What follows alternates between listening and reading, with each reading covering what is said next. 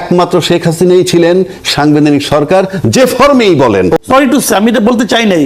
মাসুদ কামাল ভাই, আলোচনার ভিতরে কয়েকটি পয়েন্ট এসছে, এটি নিয়ে একটু আলোচনা করে তারপর আমরা পয়েন্টে যেতে চাই। সেটি হচ্ছে যে বিএনপির এক মাসে কোনো আন্দোলন হয়নি, যেটি ইন্টেরিয়ামের সময় কতটি 200, 100, 300 এরকম গুনে গুনে রাখা হচ্ছিল, অনেক আন্দোলন, এরকম একটি কথা বলেছেন আপনার আবু হেনা রাজ্জাকি ভাই। এবং আরেকটি প্রশ্ন তুলেছেন যে এই যে ফ্যামিলি কার্ডটি দেওয়া হচ্ছে, এই ফ্যামিলি কার্ডের অর্থ সংস্থান থেকে হবে, বাজেট তো হয়নি। আসলে কি নতুন বাজেট না হলে সংসদে আলোচনা ছাড়াও এটা কোনো প্রক্রিয়ার ভিতর দিয়ে করা যায় কিনা? আন্দোলনের ব্যাপারটা কি এটা আমি বলি আপনাকে। জি প্লিজ। মানুষ মানে ওই একটা কথা আছে না যে বিড়াল মাটি নরম পাইলেই সেখানে সে তার কাজটা করে আর কি। তো যখন অন্তর্বর্তীকালীন সরকার ছিল, যারা আন্দোলন করেছে তারা কিন্তু মনে করেছিল যে ওই সময় একটা আবহাওয়া ছিল যে এরা বৈষম্য বিরোধী আন্দোলন করে জিতেছে, তারা ক্ষমতা এসেছে, অতএব যত বৈষম্য আছে, যত দাবি দেওয়া আছে সব বোধহয় এই সময় পূরণ করা যাবে। এই জন্য কে কার আগে মাঠে নামবে এটা নিয়ে একটা চাপ ছিল, সবাই মাঠে নেমেছে। একদম শুরু দিন থেকে তারা আরম্ভ করছে। এই আন্দোলনগুলো একদম যে লজিক্যাল ছিল না তাও না, অনেক লজিক্যাল আন্দোলন ছিল, কিন্তু সরকার সেগুলো তার মতো কিছু পূরণ করেছে, কিছু আশ্বাস দিয়েছে, কিছু কিছু করেছে। আর এই সময় যেটা হয়েছে, এখন তো একটা পলিটিক্যাল গভর্নমেন্ট আসছে। জি। এখন ওই সময় তারা যারা আন্দোলন করতো তারা কিন্তু অনেকের সঙ্গে প্রথমে যোগাযোগ করছে, যোগাযোগ করে কোনো সাড়া পায় নাই, সাড়া না পেয়ে মাঠে নেমেছে। এখন কিন্তু এরই মধ্যে এরা অনেকে যোগাযোগ করতেছে, পলিটিক্যাল লিডার তো এরা কিন্তু সবসময় একটা মানে সান্ত্বনা মানে শোনা দাঁড়ান দেখতেছি হয়ে ইন্টারনালি চেষ্টা করছে, কটা দিন ওয়েট করেন করবো, এই সমস্ত কারণে আন্দোলনগুলো হচ্ছে না। তার মানে আন্দোলন হবে না আমি এটা মনে করি না। 6 মাস যে এটা দেন, প্রচুর আন্দোলন আসবে এখানে। মানে এগুলি দাবি দেওয়াগুলি লজিক্যালি, মানে শুনেন ভাই, গরিব তো আমরা, মানুষ হিসেবে আমরা গরিব, আমাদের সংসার তো এমনি চলে না, তার মধ্যে এই সমস্ত প্রবলেমগুলো থাকলে তারা তো আসবেই আন্দোলন নিয়ে। এটা হলো একটা দিক। আর দ্বিতীয় যে দিকটা, ওটা আপনি কি বললেন? দ্বিতীয় দিকটা আমি বলছিলাম বাজেটটা ফ্যামিলি কার্ডের করতে ওনারা তো আসলে এখনই সবাইকে দিচ্ছে না, পাইলট সিস্টেম করেছে। এটাই 37,000, 38,000, এটা এমন কোনো বড় টাকা না। এর মধ্যে বাজেট চলে আসবে আর তো 2-3 মাস মাত্র। এবং যেটা সামাজিক নিরাপত্তা বেষ্টনীর খাতে যে বরাদ্দ ছিল ওখান থেকে এটা পেয়ে যাবে তারা আগামী। তার আওয়ামী লীগ আমলে কিন্তু অনেক এই ধরনের আপনার জনহিতকর অনেক মানে জনতুষ্টিমূলক প্রজেক্ট কিন্তু অনেক ছিল, অনেক সময় ছিল। হ্যাঁ, অন্য সময় আওয়ামী লীগ আমলে অনেক বেশি ছিল, যে বিধবা ভাতা, তারপরে আপনার বয়স্ক ভাতা, এগুলো ছিল। শেষ পর্যন্ত সেগুলো কোথায় যে জমা হতো, মেম্বারের মায় পাইতো না কে পাইতো, এটা তো পরে এলাম, কিন্তু সরকারের কাছ থেকে টাকাটা যাইতো, তাই না? ওটাও যদি তারা ঠিকঠাক মতো হ্যান্ডেল করে তাহলে অনেক কিছু চলে আসবে এখানে। আমি মনে করি এটা কোনো প্রবলেম না। কিন্তু আপনি যে মূল যে পয়েন্টটা ছিল, মূল পয়েন্ট একটু বলি যে এই সরকারের 1 মাসে যদি আমরা হিসেব করতে বসি, 1 মাসে তারা কি কি ভালো পেরেছে, কি কি ভালো পারেনি, আমার মনে হয় এই জায়গায় যদি আলোচনা থাকেন তাহলে আমাদের মানে আমার হয় আমরা একটু মানে কথা বলতে পারি। হ্যাঁ, যেমন ধরেন এই সরকার প্রথম যে মানে আমি মনে করি যেটা ব্লান্ডার করছে, একদম ব্লান্ডার মানে কি, এমন কিছু কাজ করছে যেখানে কোনো জবাব নাই, এবং তারা জবাব দেয়ও নাই। এতদিন হয়ে গেল তারা কোনো জবাব দেয় নাই। নাম্বার 1 প্রশ্ন ছিল যে হোয়াই খলিলুর রহমান, এর কোনো জবাব তাদের কাছে নাই। এবং এইটা জবাব না দেওয়ার মাধ্যমে তারা কিন্তু একটা সন্দেহ মানুষের মধ্যে ঢুকাই দিছে যে এই নির্বাচনটা ছিল একটা আন্ডারস্ট্যান্ডিং এর নির্বাচন। এটা কিন্তু মানুষের মধ্যে কিন্তু এই সন্দেহ ঢুকে গেছে। প্রথম দিন প্রশ্ন করছে, যখন সে প্রশ্নের কোনো উত্তর পায় নাই তখন মানুষ যার যার মতো করে সন্দেহ করছে। এবং এটাই হয়, কিন্তু যখন আপনি উত্তর না পাবেন তখন মনে করেন আপনি অন্ধকার রাস্তায় হাঁটতেছেন, হঠাৎ করে একটা আওয়াজ হলো, এখন আপনি যদি উত্তর না পান যে কিসের আওয়াজ, ডাল ভাঙলো নাকি কেউ আচার খেলো না কি হইলো, যদি আপনি উত্তর পান তাহলে আপনি জেনে গেলেন। যদি উত্তরটা না পান তাহলে কিন্তু আপনি জিন ভূত অনেক কিছু এনে আপনি হাজির করবেন, কিন্তু উত্তর কিন্তু আমরা কেউ পাইনি। এবং একটা ডেমোক্রেটিক গভর্নমেন্ট, তাদের কিন্তু দায়িত্ব ছিল জনগণকে ইনফর্ম করা যে হোয়াই খলিলুর রহমান। এটার মাধ্যমে কি হয়েছে, নির্বাচনটাকে তারা প্রশ্নবিদ্ধ করে দিচ্ছে। কারণ অন্তর্বর্তীকালীন সরকার বলেন, তত্ত্বাবধায়ক সরকার বলেন, যে নির্বাচনকালীন যে সরকার যা নাকি নিজেদেরকে নির্দলীয় দাবি করেছে, সেই সরকারের একজন লোককে যদি আপনি ইমিডিয়েট পরের গভর্নমেন্ট যদি তার মন্ত্রিসভায় নেয় তাহলে প্রমাণ হয় যে ওরা এদের পক্ষে কাজ করছে। 1 নম্বর। 2 নম্বর হলো তাদের আমি নেগেটিভগুলি বলি, পজিটিভগুলি তো আগে এতক্ষণ আলাপই হলো। নেগেটিভগুলি সেটা হলো আপনার এই স্থানীয় সরকার, বিভিন্ন সিটি কর্পোরেশনের যে দলীয় লোককে প্রশাসক নিয়োগ করা, এটা মারাত্মক ভুল করছে। এটা তার জন্য বুমেরাং হবে।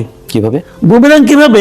যেমন ধরেন ওনারা তো ভেবেছে যে এই লোকগুলিকে আমি আবার ইলেকশনে পাশ করে নিয়ে আসবো, তাই কি এই লোকগুলি ইলেকশনে পাশ করে আসবে এটা কিন্তু ভাবে নাই, পাশ করিয়ে নিয়ে আসবো।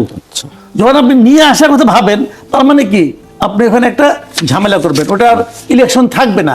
আর এরা আসতে পারবে এটা মনে করেন না। কারণ আমি বলি আপনাকে, যেমন ধরেন একজন লোক যাকে আপনি আজকে প্রশাসক হিসেবে নিয়োগ করলেন, তার তো কিছু ভোট ব্যাংক আছে, কিন্তু সে যখন 6 মাস এখানে থেকে যাবে, 6 মাস পরে যখন ইলেকশন করবেন, এই 6 মাসে তার ভোট জাস্ট অর্ধেক হয়ে যাবে।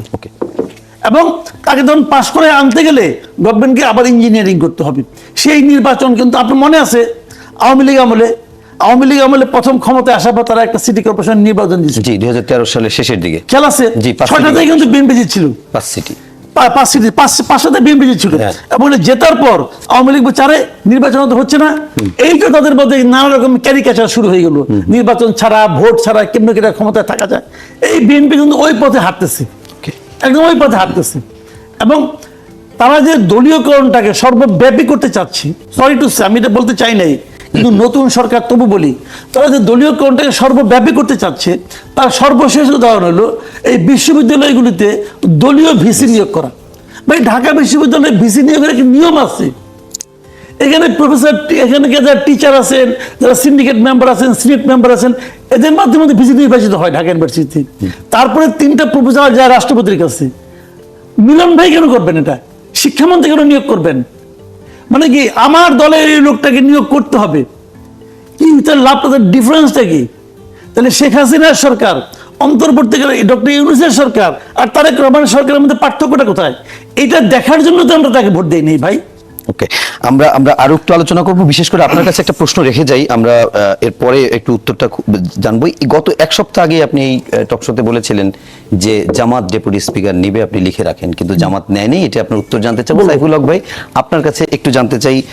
অনেকগুলো বিষয় তো কথা বললেন আপনি, আপনার বক্তব্যের একেবারে শেষ জায়গায় যে একটা কথা বললেন, যেটা হচ্ছে বিএনপি জুলাই সনদে পজিটিভ, বিএনপি জুলাই সনদ হয়তো বাস্তবায়ন করবে, কিন্তু স্পষ্ট করতে পারেনি। স্পষ্ট যে করতে পারেনি, এটা তার পলিসি নাকি অজ্ঞতা, 1। এবং 2 নম্বর হচ্ছে বিএনপি কি জুলাই সনদ এক্সিকিউট প্রচলিত সংবিধানের ভেতর থেকে করার চেষ্টা করতে পারে কিনা? গুরুত্বপূর্ণ প্রশ্ন।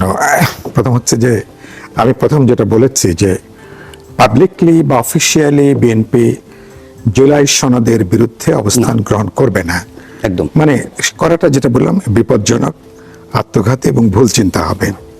1, পাবলিকলি এটা মানুষ এটাকে অন্যভাবে নেবে। 2 হলো তারা তো এটার উদ্যোক্তা, one of the important signatories, even গণভোটের পক্ষেও তারা অফিসিয়ালি তারা ক্যাম্পেইন করেছেন, তাই না? তো তারপরে যে এবং এগুলো ছিল 12 ফেব্রুয়ারি যে ইলেকশন হতে পেরেছে, এই অনেকগুলো ব্যাপারে রাজনৈতিক বোঝাপড়ার প্রেক্ষিতে 12 ফেব্রুয়ারির ইলেকশনটা সম্ভব হয়েছে।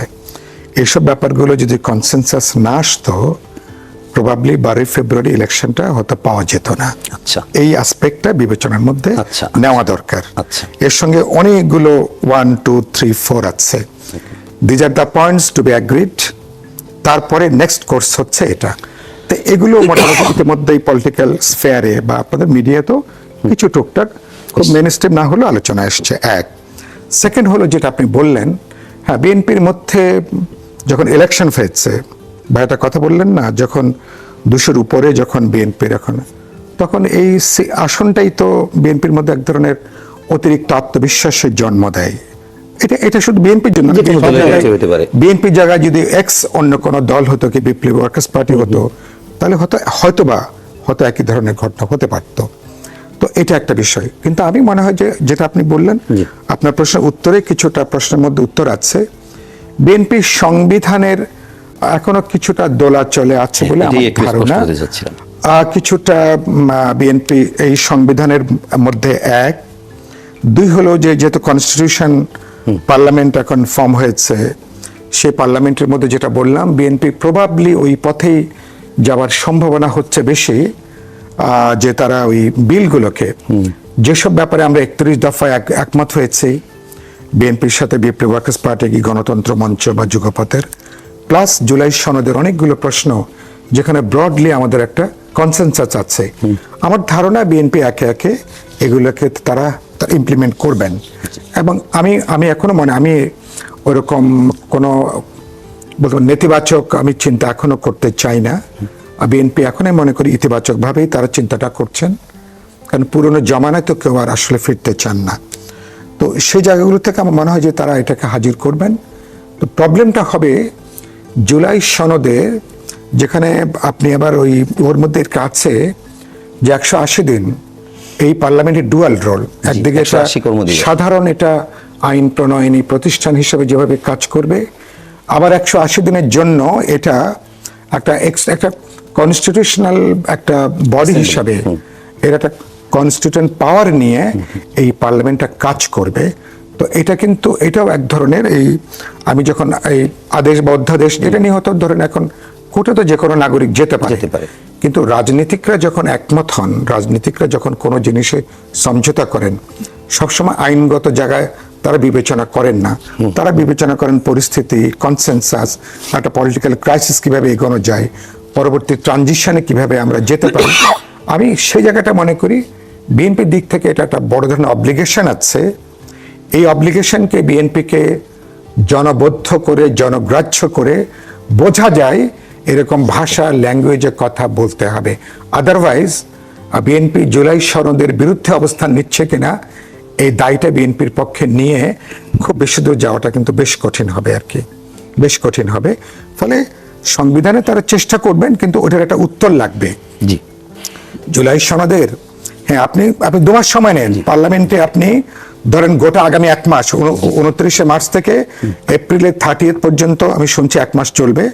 আপনি পুরো 1 মাস আপনি আলোচনা করেন, আলোচনা করে তো বলতে হবে। কিন্তু বিএনপি একটা ফাঁকও রেখেছে, একটা সুযোগ রেখেছে যে পার্লামেন্টে আলোচনা করে যদি আমরা একমত হতে পারি, তখন এটা যে সংবিধান সংস্কার পরিষদ হিসেবে কাজ করবে, সভা হিসেবে কাজ করবে, এটা বিল আকারে আইন হয়ে যখন এটা সংবিধানে যুক্ত হবে, তখন প্রয়োজন বোধে আমরা শপথ গ্রহণ করব, আমরা দ্বিতীয়বার শপথ গ্রহণ করব। এই অ্যাক্সেস বিএনপির জন্য কিন্তু আছে, এবং আমার ধারণা বিএনপিকে হয়তো ওই পথেই যাওয়ার প্রয়োজন হবে। এর অন্যথা হলে এর রাজনৈতিকভাবে মনে হয় বড় ধরনের মাসুলের জায়গা হয়তো আমাদের জন্য আসতে পারে। এটা বিএনপির একার জন্য না, এটা মানে অনেকের জন্য বড় মাসুল হবে আমাদের। রাজাকি ভাই, আপনার কাছে একটু ছোট্ট করে জানতে চাই, সেটা হচ্ছে যে আপনি একজন আইনজীবী, সেই হিসেবেই জানতে চাই যে বলা হচ্ছিল সংসদে পয়েন্ট অফ অর্ডারে বিরোধী দলীয় নেতা জামাতের আমির ওই প্রশ্ন তুলেছেন যে 1 মাসের পুঞ্জিকা মাস অনুযায়ী 1 মাসের পর এটার ভেতরেই সংবিধান সংস্কার পরিষদ গঠন করতে হবে, কিন্তু 1 মাস হয়ে গেছে, গঠিত হয়নি। তাহলে কি এটা আর এটার সুযোগ থাকলো কিনা? আর সেকেন্ড হচ্ছে যে যদি সেটা ডিসলভ হয় বা না হয়, প্রচলিত সংবিধানের ভেতর থেকেই বিএনপি জুলাই সনদ বাস্তবায়ন করার চেষ্টা করলে সফল হওয়া সম্ভব কিনা? ধন্যবাদ আপনাকে। শুনেন, মেইন হলো সবকিছু আলোচনার বিষয়। জি, আপনি কিছু অনিয়মও যদি থাকে সেটাকে যদি আমরা সব পক্ষ মেনে নেই, ধরেন আমরা এখানে একটা সিদ্ধান্ত নিলাম এই কাজগুলো করব, এখন দেখা গেল এর ভিতরে নিয়ম মোতাবেক যেভাবে আসতে হয় আসে না, প্রপারলি আসে না, কিন্তু আমরা 4টা পক্ষ যদি একমত হয়ে যাই যে কিছু অনিয়ম থাকলে আমরা মেনে নিব, তাহলে কিন্তু সমস্যা হয় না। আজকে আপনি যে গণভোটের কথা বলতেছেন সেটা কিন্তু আমরা একটা পর্যায়ে মেনে নিছি, এবং আজকের প্রধানমন্ত্রী যখন এটা মেনে নিছেন তখন তিনি বিএনপির চেয়ারপারসন তারেক রহমান, তার কথায় সবাই ভোট দিছে, এবং উনি একটা দায়িত্বশীল জায়গা থেকে এটা বলেছেন। তা এখন সাইফুল ভাই যেটা বললো যে আমরা 1 মাস পর হোক, 2 মাস পর হোক, হয়তো উপলব্ধি করে ফেরত আসবো, আমরা সময়টা নষ্ট করি কেন? যদি আমরা করবই, এতে ক্ষতি হবে কি? এতে তো দেশের কোনো ক্ষতি হবে না, রাষ্ট্রের কোনো কি সাধারণ জনগণের ক্ষতি হবে না, রাষ্ট্রের ক্ষতি হবে না, বহির্বিশ্বের সাথে সম্পর্কের ঘাটতি হবে না, হবে আমাদের কিছু পরিবর্তন। সেই পরিবর্তনটা আনতে বাধাটা কোথায়?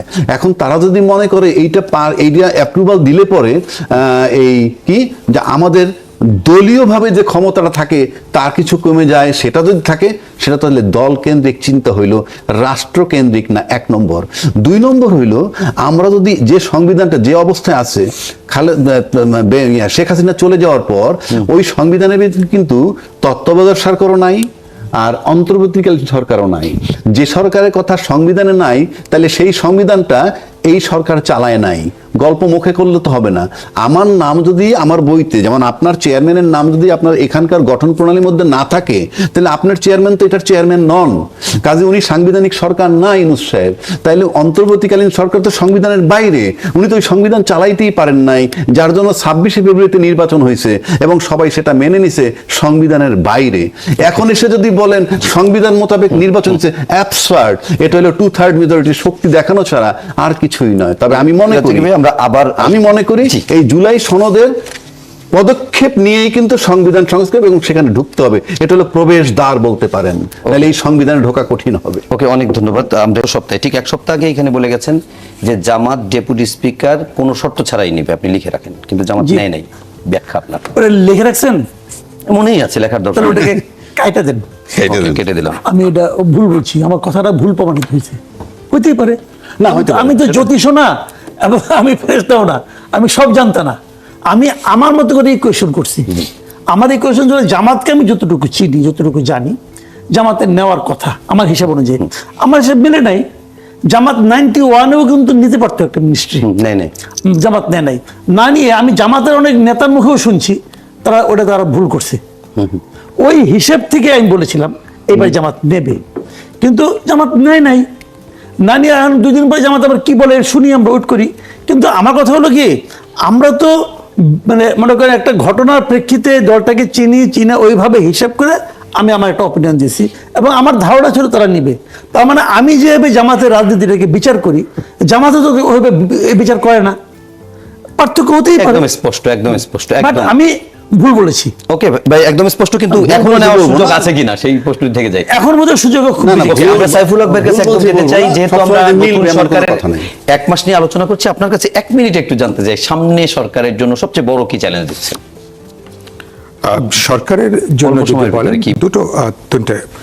প্রথম হচ্ছে যে একটা তো হলো যে মানে আইন শৃঙ্খলা পরিস্থিতি, মানুষের জানমালের যে নিরাপত্তা, এটা একটা বড়। এর সঙ্গে যুক্ত ধরেন আমাদের এখানে যদি ফাইন্যান্সিয়াল সেক্টরে বলি, আমাদের এখানে অভ্যন্তরীণ বিনিয়োগ সম্ভব হলে বাইরের বিনিয়োগটাকে আকর্ষণ করা, কিন্তু ইন্টারনাল আমাদের ইনভেস্টমেন্টের যে অসাধারণ পসিবিলিটিজ আছে এটাকে কাজে লাগানো, কর্মসংস্থানের প্রশ্ন।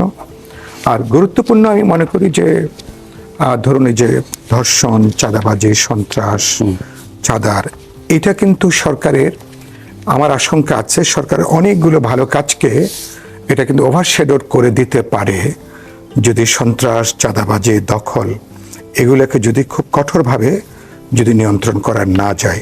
এবং সেদিক থেকে আমি যারা বলেছি যে যারা করবে তাদের কোনো দলীয় পরিচয় দিয়ে বিবেচনা না করা, সন্ত্রাসী চাঁদাবাজকে দুর্বৃত্ত হিসেবে বিবেচনা করা, সমাজ বিরোধী অপরাধী হিসেবে বিবেচনা করা। সরকার যদি এরকম জায়গায় যদি দাঁড়াতে পারে তাহলে কিন্তু আমি মনে করি যে এটা সরকারের প্রথম যে কয়েকটা কথা আছে, তারা একটা গুড গভর্নেন্স তারা ডেলিভার করতে চান, মানুষ আস্থাটা রাখতে চায়। এবার সরকারের উপরে মানুষের অনেক প্রত্যাশার পারদ কিন্তু অনেক উপরে, তো সে জায়গাটা আমি মনে করি মানুষের প্রত্যাশার জায়গাটা বিবেচনার মধ্যে নেবেন। আর যেটা বলছেন, যেটা আলোচনাটা এখন এলো না, দলীয়করণের যে প্রবণতার কথাটা মিডিয়া বলছেন, আপনারা আলোচনা করছেন এবং আমরা দেখছি, এবং সরকার মানে আরেকটু ধীরে যাওয়াটা দরকার ছিল। অ্যাব্রাপ্টলি যেটা চলছে সমাজের কিন্তু এটা বার্তাটা ভালো যায়নি, এবং মনে হচ্ছে পুরনো জিনিসটা আবার নতুনভাবে রেপ্লিকেট হলো কিনা, এই বার্তাটা কিন্তু বর্তমান সরকারের জন্য কিন্তু ভালো বার্তা না। এবং উনি একটা অসাধারণ কথা বললেন যে বিবেচনা থেকে প্রশাসক নিয়োগ করা হয়েছে, তারা যদি ইলেকশনে প্রার্থী হন, মানুষ তাদের 6 মাস 1 বছরের কাজ দেখবে। আশঙ্কা আছে তাদের এখন তারা যে ভোট পেতেন পরবর্তীকালে সে ভোট কিন্তু তারা নাও পেতে পারেন। কিন্তু সরকার বিপরীতটা চিন্তা করেই জায়গাটা করছেন যে একটা জমিন তৈরি করা কিছু না, কিন্তু প্রশাসক এই জন্য দরকার যেহেতু কোনো এটা কাজ করছিল না, মানুষের সোশ্যাল সার্ভিসগুলো ফেল করেছে, এই জন্য প্রশাসকটা দরকার। আমরা আবুইনা রাজাকিব আপনাকে সংক্ষেপে জানতে চাই, ঈদ যাত্রায় যাত্রী কল্যাণ সমিতি বলছে যে 87% অতিরিক্ত ভাড়া আদায় হয়েছে, 148 কোটি টাকা বাড়তি ভাড়া হয়েছে, কিন্তু মন্ত্রী বলছেন যে মানে অনেক জায়গায় কমেছেও, যেটি নিয়ে আলোচনাও চলছে। আপনাকে ধন্যবাদ। মানে আপনি যে বিষয়গুলো আনছেন এগুলো আমার আলোচনা করতে ভালো লাগে না এই কারণে, আমি দেখেছি যে মন্ত্রী স্বয়ং বাস স্ট্যান্ডে গেছেন এবং সে গিয়ে বলতেছে বাড়তি ভাড়া নেবেন না। আই ডোন্ট আন্ডারস্ট্যান্ড, একটা মন্ত্রী বাস স্ট্যান্ডে গিয়ে বলবে এই বার্তা কোথায় যাবে কি? এটা তো কমান্ডে চলবে, রাষ্ট্র চলবে কমান্ডে। এরা হলো নীতি নির্ধারক, মন্ত্রী হলো নীতি নির্ধারক, তারা সিদ্ধান্ত দিবে, প্রশাসন এক্সিকিউট করতে বাধ্য লাইক এনিথিং। এটার মানে হচ্ছে তাদের কি সেই কমান্ড আছে? তাহলে মন্ত্রীর কেন বাস স্ট্যান্ডে যেতে হবে এবং গিয়ে বলতে হবে ভাড়া বাড়ায়ও না? আগে সড়ক পরিবহন মন্ত্রীকেও দেখেছি আমরা। আমি আগেরটায় তো যাবোই না, আগেরটা তো আলোচনা নাই এখন। আগেরটা তো ছিল গয়রহ, বাট আগেরটা বলবো। আগের সরকার একটা ভালো গুণ আছে, সেটা পরে বলছি। কিন্তু এই যে আপনি গিয়ে বলতেছেন ভাড়া বাড়ায়ও না, এটা কি? একটা মন্ত্রী রাষ্ট্রে চলে না। যে কথা আমি 6 মাস আগের থেকে বলতেছি যে সাংবিধানিকভাবে আমরা এগুচ্ছি না, সেই কথা কিন্তু নির্বাচনের পরে এখন চলমান সাংবিধানিক জটিলতা হয়েছে, নানান প্রশ্ন আসতেছে। আমি সিম্পল যদি আমি বলি, ঈদের পরে সরকারকে পার্লামেন্টের সবচেয়ে আগে প্রমাণ করতে হবে তারা নিজেরা, শুধু সরকার না তো বিরোধী দল সহ আপনারা সবাই সাংবিধানিকভাবে নির্বাচিত আসছেন কিনা। 3টা সরকার দেখেছি এ পর্যন্ত। শেষ করে দিচ্ছি। নাম্বার 1 ইউনূস সরকার, উনি ছিলেন অনির্বাচিত অসাংবিধানিক কিন্তু জনসমর্থিত সরকার। আসেন এই সরকার নির্বাচিত কিন্তু অসাংবিধানিক। একমাত্র শেখ হাসিনাই ছিলেন সাংবিধানিক সরকার, যে ফর্মেই বলেন। ওকে, অনেক, এটা ব্যাখ্যা পরে অন্য সময় জানবো।